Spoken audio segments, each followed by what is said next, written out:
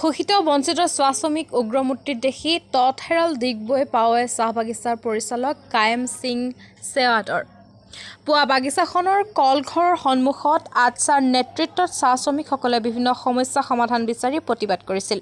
তেতিয়া প্ৰতিবাদ শ্ৰমিকসকলৰ সন্মুখলৈ আহি আমি একো নকৰোঁ, কি কৰিব আছে কৰি ল'বি বুলি দম মৰাত ক্ষোভত ফাটি পৰে চাহ শ্ৰমিকসকল।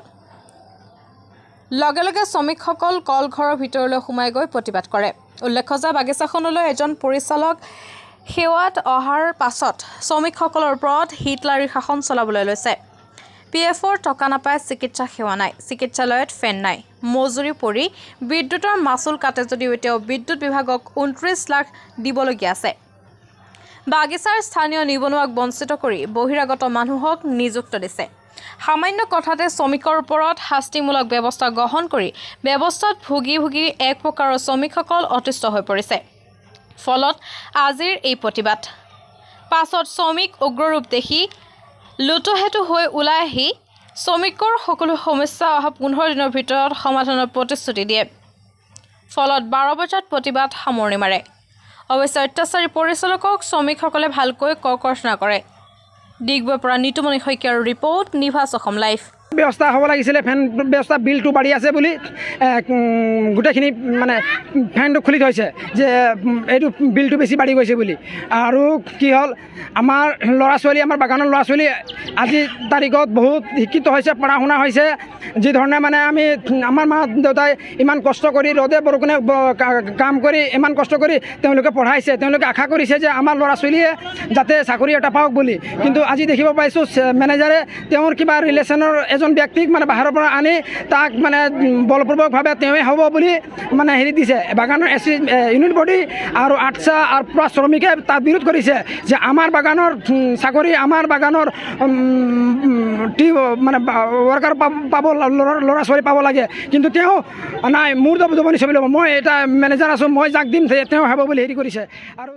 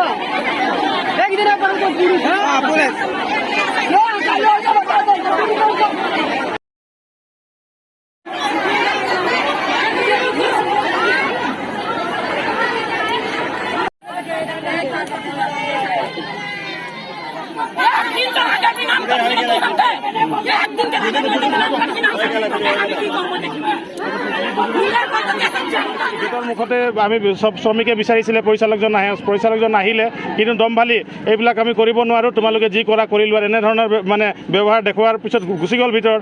শ্ৰমিকে তেতিয়া আৰু বাধ্যত আমি ইমান ৰ'দত আমি ৰৈ আছোঁ আমাৰ কথাবিলাক ক'বৰ কাৰণে, তেওঁলোকে আমাৰ কথা যদি নুশুনে তো উপায় নাপায় তেওঁলোকে ভিতৰত গ'ল। কিন্তু তেওঁলোকে একো ধৰণৰ মানে শান্তি শৃংখলা ভংগ কৰাৰ নিচিনা হেৰি নাই কৰা। ভিতৰত গৈ মেলি পৰিচালকৰ লগত কথা পাতিলে। তেতিয়া পৰিচালকে ঠিক আছে ব'লক, আপোনালোকে বাহিৰত ব'লক, বাহিৰত কথা পাতিম। পিছত চবেই ওলাই আহিলে।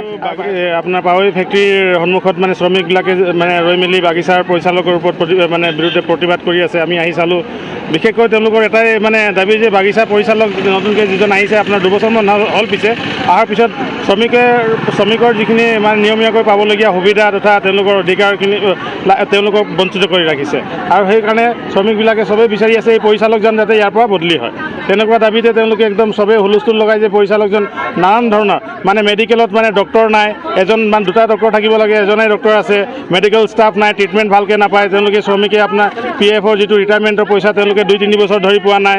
তেওঁলোকে যিখিনি লাইন কোৱাৰ্টাৰ ৰিপেয়াৰিঙৰ পৰা আদি কৰি বিভিন্ন ধৰণৰ যিটো মানে সুবিধাখিনি তেওঁলোকে পাব লাগে এইবিলাক পোৱা নাই। তেওঁলোকে যিটো আপোনাৰ পে লিভ মানে যিটো পায় মানে আপোনাৰ মানে যেনেকৈ আপোনাৰ ইলেকশ্যনৰ দিনতে হওক বা আপোনাৰ মে' দিৱসৰ দিনতে সেইবিলাকতো মানে কৌশলগতভাৱে শ্ৰমিকক বঞ্চিত কৰি দিলে বুলি শ্ৰমিকৰ দাবী।